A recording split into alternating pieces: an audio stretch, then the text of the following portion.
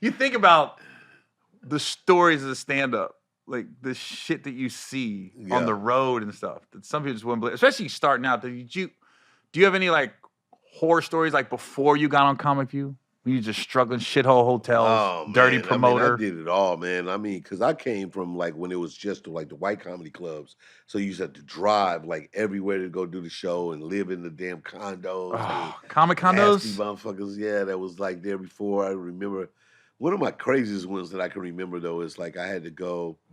I went to. I had to drive to Dallas. I kind of like I did like a run where I came to California and I flew. I came back and I had to drive to Dallas and it was 10 hours. I drove down from St. Louis, got down there, and the promoter had no, the so it was a comedy club and it was a new owner, an independent owner. They had bought the club out and no longer was it with corporate and was like, yo, we don't need you. We don't need you because we got our own opening acts. You So drove I from St. Louis to drove Dallas. fucking 10 hours, man. I was supposed to make 350, like for the weekend and all that. Out. So I'm down there like stuck like Chuck. And I had got, lucky. I used to date a girl. She was a flight attendant. She had an apartment. She was like, I come through, of course, now, but she was gonna let me stay there at the beginning. So when I pulled up, I'm like, I took her out to eat. I spent my money I got on me thinking I'm gonna make this 350. And I don't find out till the next day that they're not gonna use me. I'm like, oh Oh, shit, now I ain't got no money. I'm stuck down here. And then I did I ended up going to Steve. Steve had a little club called Buku Ray with a group of guys, and then I ended up doing that club. Steve ended up sliding me $200. I get home, I drive back.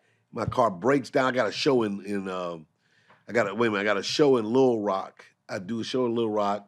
I'm on stage, group of rednecks in there. I'm doing my thing straight up N word gets thrown. I'm like from the by audience. myself, yeah.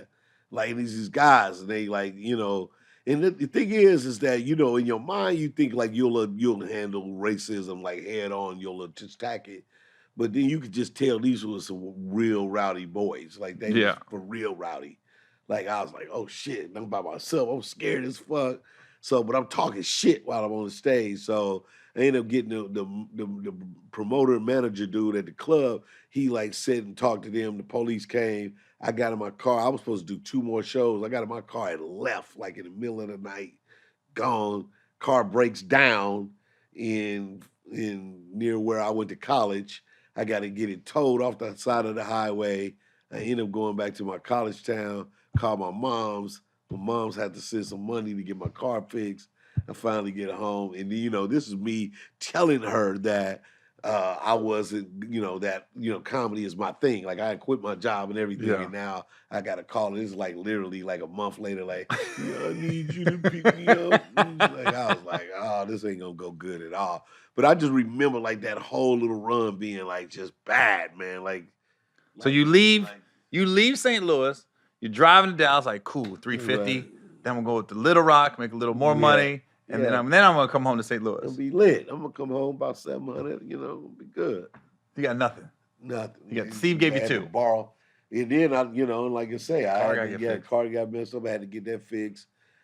It was like, yo, I was stuck. I had to get a hotel when you didn't expect to, like all of the little things. How'd you get like people starting to look at you before Comic View Def Jam? Like, I mean, mainly, just, I mean, like back then we took every TV good performance. You had the Uptown Comedy Club Flex used to have. I went on that show. Apollo, I went on Apollo, and then Def Jam, and then Comic View. But any little thing where I could get on television, I did. And so then that was that. And then Chicago was my big second city. So Chicago used to, of course, have a lot of great comedians coming out of there.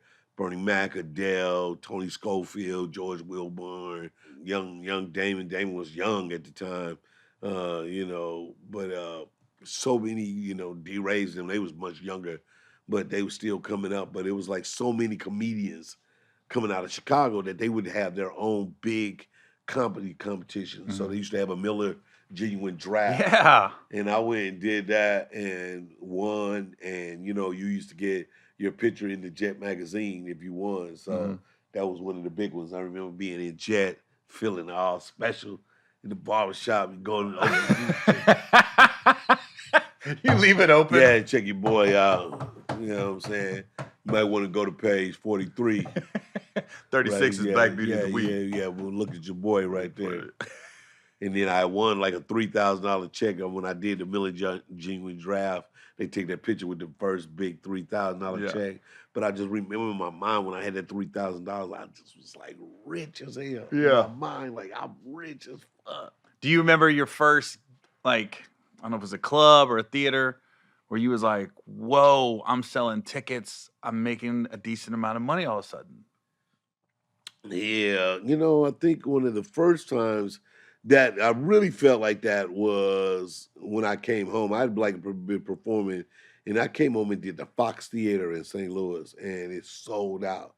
And that's when you kind of knew, like it was like, yo, it was sold out. The Fox by And it was just myself, you.